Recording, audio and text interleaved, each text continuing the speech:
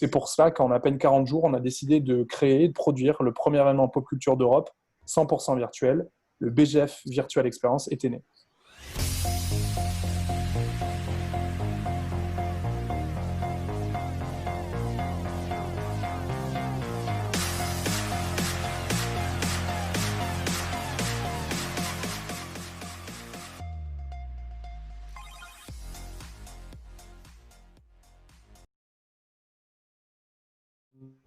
Contre mauvaise fortune, bon cœur et d'une contrainte faire une opportunité.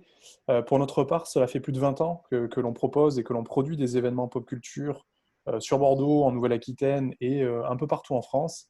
Et c'est vrai que, comme tout un chacun, cette crise du Covid a été très impactante pour nous parce que nous nous retrouvons à repousser dans un premier temps, puis annuler dans un deuxième temps la quasi-majorité de nos événements.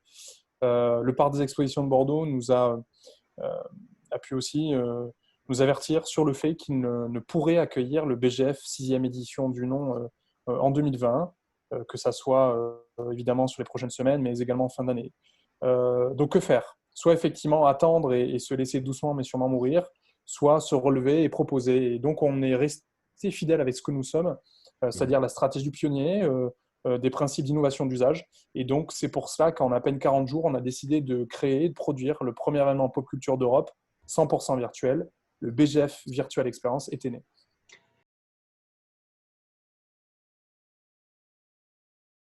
L'idée, c'est vraiment que l'on rentre sur un événement 100% virtuel. J'insiste un peu sur le sujet parce qu'on a vu pléthore d'événements proposer également de la virtualité, mais en s'appuyant sur les dispositifs connus de Zoom, Skype et autres. Là, vraiment, l'idée en termes de user experience, ça va se passer comment?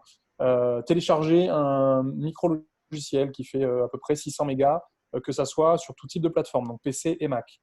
Ensuite, vous l'installez. Une fois l'installation faite, vous l'ouvrez et vous rentrez dans une espèce de chambre où on va vous proposer de créer et personnaliser votre avatar. Donc votre avatar, ça sera bien votre surmoi, votre moi qui va vous permettre de vous personnaliser dans notre monde.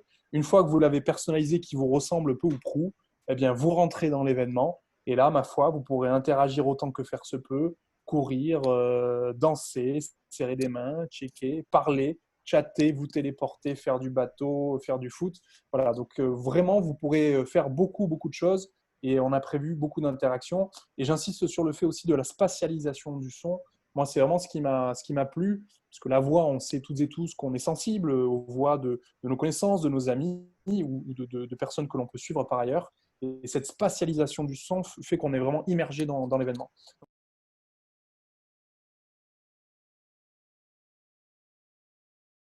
Évidemment, déjà, je voulais simplement dire merci. Comme je le disais, ça fait plus de 20 ans que nous proposons cela. On a pu, au fur et à mesure des années, créer des liens très forts avec des influenceurs, avec des conférenciers, avec des artistes, avec des acteurs. Et on leur a demandé de jouer le jeu, c'est-à-dire de proposer, au-delà du premier festival pop culture 100% virtuel, l'événement qui va proposer le plus de contenu culturel en termes de pop culture et d'invités en Europe et je l'espère au monde.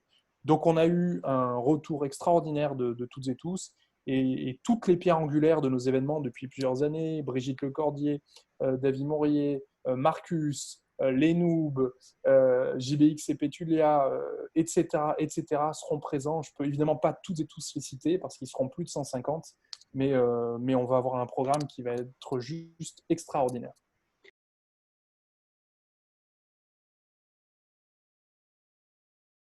Nous sommes limités à 2500, voire 3000 festivaliers sur les 2 jours, sachant que l'offre est scalable. Qu'est-ce que j'entends par scalable? C'est que si vraiment on estime qu'il y a un moment, on a envie d'aller un petit peu plus loin, on pourra déployer plus de gens ou en tout cas accueillir plus de personnes.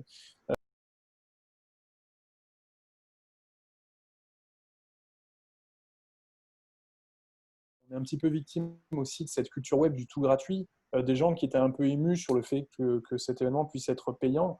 Ce qu'il faut savoir, c'est qu'aujourd'hui, c'est une solution qui est payante, que l'on utilise, et qu'au-delà de toute la partie technique, assistance et autres, qui, elle, est payante, coûte quelque chose de développement, chaque utilisateur qui va rentrer au sein de ce monde-là, du BGF Virtual Experience, nous coûte de l'argent. Donc, et ce qu'il faut savoir, c'est que le prix d'entrée aujourd'hui du festival ne couvre pas les frais techniques.